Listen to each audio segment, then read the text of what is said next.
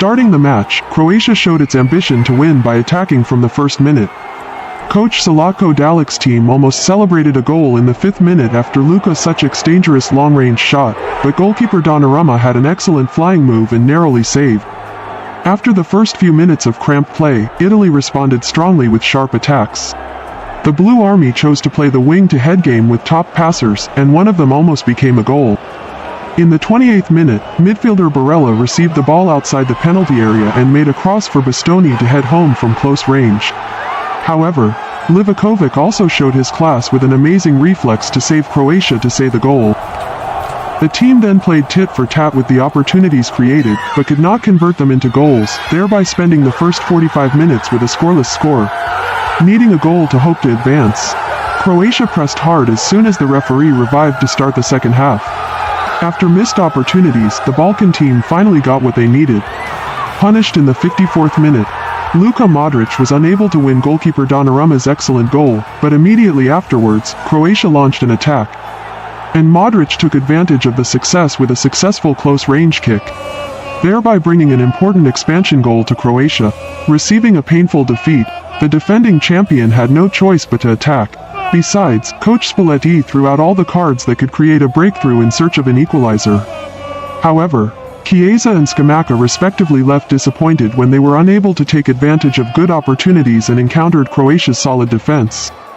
It seemed like they would be left empty-handed, but their determination to the end helped Italy get an emotional equalizer from Zaccagni in the last minute of injury time of the second half, thereby retaining a valuable point for Azzurri.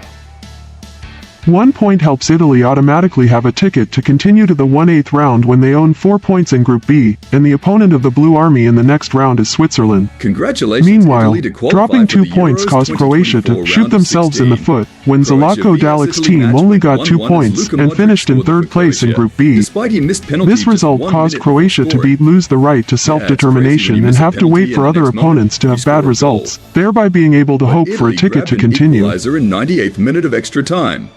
Mattia Zaccagni scored amazing last... Took the lead but needed that last gasp leveler. Spain won a gentle 1-0 victory over Albania in the final match of Group B Euro 2024, which took place early this morning, June 25th. The first minutes of the match witnessed Albania's efforts to create a surprise against a strong opponent, but Spain immediately regained the position, completely controlling the match. Before the 15th minute of the match, Spain scored the opening goal after Ferran Torres' escape and cool finish. After this goal, Spain continued to take the initiative with many scoring opportunities. Meanwhile, Albania had 2 good chances but could not beat David Raya's talent. 1-0 was also the final result of the match. Thus, Spain is the first team in Euro this year to win 9 absolute points in the group stage. They have not even conceded a goal. Meanwhile, Albania, with only 1 point, officially stopped participating in this year's Euro. Albania have been right in their faces and there hasn't been too much space, but for once... Hello everyone, nice to meet you again with the Disney 3D Art YouTube channel. In today's video I will be the character Jafar in the movie Aladdin everyone. Jafar is the main antagonist of Disney's 1992 animated feature film Aladdin. As the royal vizier of Agrabah, he was presented as the Sultan's most trusted and loyal advisor. In truth, the imperious Jafar held passionate disdain for the Sultan. He dedicated the latter half of his life to gaining ownership of a magic lamp containing an all-powerful genie. To that end, Jafar would control cosmic power, which he would use to take over the throne and the world at large. Jafar is loosely based on the wicked sorcerer and vizier from the Aladdin folktale in the 1001 Nights collection of stories. With an elegant, yet cheeky approach to villainy, coupled with a dry sense of humor and menace, Jafar is among Disney's most renowned villains, and would later feature as a primary member of the Disney Villains franchise. As established in the film, Jafar is the second most powerful authority in Agrabah, answering only to the Sultan. He is always accompanied by his sarcastic, devious pet parrot, Iago. Jafar primarily operated from a secret lair hidden behind the walls of his bedroom in the Sultan's palace. Whilst presenting a charming and respectable exterior to the Sultan and the people of Agrabah, he secretly holds everyone around him in contempt and is a power-hungry individual. Towards Agrabah's royal family, he constantly manipulates the Sultan by means of hypnotizing him with a magical snake-headed staff, which he always carries on his person. He has traveled widely and amassed a wide knowledge of magical artifacts and legends. Until he uses genie's powers to become a sorcerer, and later a genie, however. His magical abilities were limited to the use of such artifacts as he has collected, and his prowess as an accomplished alchemist.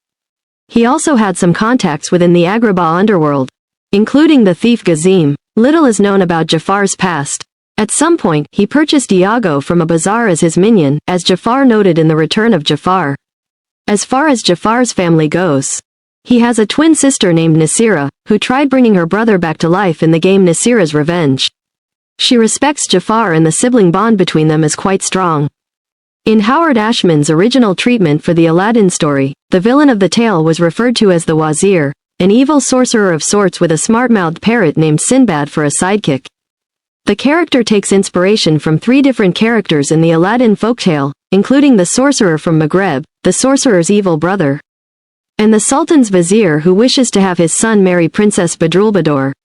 The original draft also included several reprises of Arabian Nights, one of which introduced the Wazir, as well as his plot to kill the Sultan and take over the kingdom. Ashman's version of Aladdin was poorly received, which called for an overhaul of the story. Linda Wolverton, who penned the screenplay for Beauty and the Beast, was influenced by Alexander Korda's The Thief of Baghdad when writing her treatment for Aladdin. Wolverton's treatment included a villain named Jafar after the antagonist of Baghdad. However, Ashman's parrot character, Sinbad, was dropped.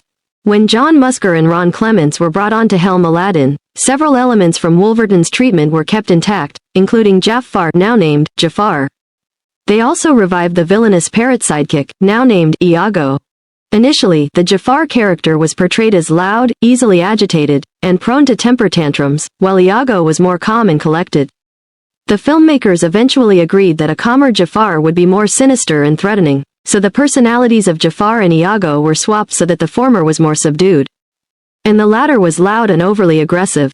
Writers Terry Rossio and Ted Elliott rationalized the stark difference between Jafar and Iago, explaining that Jafar implemented all his emotions into his parrot, leaving him free of distractions and thus more able to conjure magic. Jafar's supervising animator was Andreas Deja, who was greatly influenced by Mark Davis's Maleficent from Sleeping Beauty. The two villains bear numerous similarities: collected personalities, regal attire including dark robes and staffs, bird sidekicks, and animal transformations. While developing Jafar, Deja studied Mark Davis's animation of Maleficent as a means of figuring out how to portray Jafar on screen. The film's color scheme dictated that blue represents good, while red represents evil. As such, Jafar was robed entirely in black and red. When he takes over the kingdom during the climax, Agrabah is consumed in various shades of red to further illustrate Jafar's control of the narrative. Described by Genie as Senor Psychopath, Jafar is an immoral individual who will not hesitate to destroy anyone he perceives as a threat to his own sinister designs. Like numerous clinically diagnosed psychopaths, Jafar wears a metaphorical mask of normalcy throughout the film, establishing himself as a cool-headed schemer and gaining the trust of those around him, despite his rather untrustworthy physical appearance. Even with this mask, Jafar's psychopathic tendencies tend to seep through and become apparent to the viewer, particularly in the opening sequence, where Jafar, outside immediate initial anger over Gazim the thief not being the one who is the diamond in the rough, displays no remorse in sending Gazim to his death in the Cave of Wonders, simply proclaiming that Gazim was obviously less than worthy in a rather dry tone of voice. It is not until Jafar gains control of the genie's lamp that he fully shows his true colors, becoming arrogant, tyrannical, and ill-tempered with his subjects. He also was depicted as laughing excessively and in a deranged manner shortly after banishing Aladdin to the North Pole, suggesting that Jafar was also insane and suffered from hysteria. Jafar displays narcissistic tendencies, his most obvious ones being his obsessive desire for power and sense of entitlement. However, his lust for power does not stem from a mere desire for authority, though this is a motivating factor, but rather an intolerance for subordination. Jafar detests being second best to anyone else, be it the Sultan or a cosmic entity such as the genie. It is this excessive thirst for power that ultimately leads to Jafar's downfall. Upon becoming a sorcerer, and, by extension, the most powerful man in the world, Jafar realizes that his power is still inferior to the genie's, which drives him to hastily wish to become a genie himself, without realizing this would render him a slave for all eternity. Jafar has a somewhat comical edge that helps to add some humanity to his character. For example, proclaiming "EU" when contemplating decapitation, a trait unusual in a Disney villain. Furthermore, Jafar has a sadistic sense of humor himself, spurting several puns in a row while keeping Aladdin and his friends from getting the lamp during the film's climax. "Your time is up. Don't toy with me. Things are unraveling fast now, boy. Get the point? I'm just getting warmed up." Further humanity can be found in his relationship with Iago, although Jafar is the driving force behind each plot, and in turn reaps most of the credit and reward. He and Iago share a camaraderie uncommon in most Disney villain-henchman dynamics, as they are both cunning, sadistic, power-hungry, and have a mutual hatred for the Sultan. They get along quite well. Jafar, at one point, exclaims that he loves the way your foul little mind works, and further shows his appreciation for Iago by gifting the parrot with his own turban following Jafar's wish to become Sultan. Because they are both haughty, however, the two are somewhat prone to bickering. Jafar is quick to abuse his underlings as a means of releasing his own anger. Ultimately, this proves to be his final downfall, as Iago ends up turning against Jafar in large part because of his abuse and not giving him credit when it was due, and to a lesser extent, Abis Mal ends up delaying his wish and buying enough time for Abu to grab the lamp before the final battle to ask Jafar whether the latter will remove the treasures he had summoned to bribe Abis Mal for the third wish, largely due to Jafar's earlier actions of abusing his wish-granting abilities to essentially torture Abis Mal. Jafar's mercilessness more heavily carries over to other characters in the film, especially during the climax, following his hostile rise to power. Jafar immediately used his newfound abilities to ruthlessly torment Jasmine, the Sultan, Aladdin, and the genie via physical abuse, humiliation, slavery, and other forms of torture, of which he openly showed amusement. The deleted song, "Humiliate the Boy," also establishes Jafar as an emotional sadist, getting a laugh out of seeing another fellow's dreams turn into nightmares one by one, and treating the genie in an especially harsh manner. Additionally, in The Return of Jafar, Jafar was proven to not mind his inability to kill as a genie because there are things so much worse than death, implying that he would simply torture people to the point that his victims wished they were dead. Jafar is also attracted to Princess Jasmine, but primarily for her physical appearance, and not for Jasmine herself as a person. His final wish was initially for Jasmine to fall desperately in love with him so he could make her his queen. He and Iago originally planned on killing her as soon as he became Sultan, but at some time later he refused to kill her. Instead of sparing her life, he first creates a golden crown for her from her shackles, to do so with a wave of his hand, saying that a girl as beautiful as her should be on the arm of the most powerful man in the world. Much earlier, though, he says in what we would consider being a sexist manner that Jasmine's speechlessness is a fine quality in a wife. Deleted scenes for the original film, such as "Why Me?"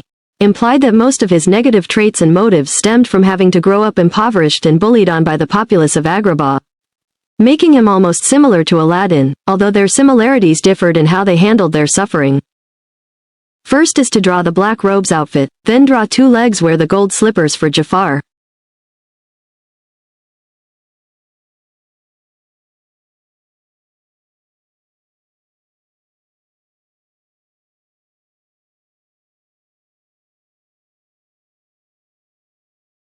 Next is to draw 2 arms for Jafar. Don't forget to draw the cloak.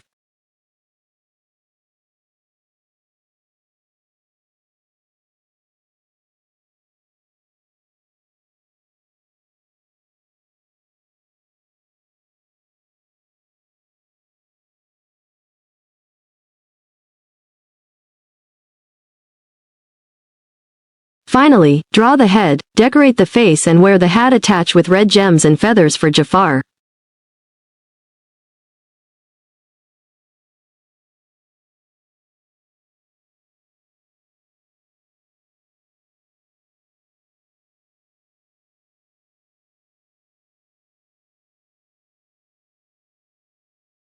So the character Jafar in the movie Aladdin has been completed.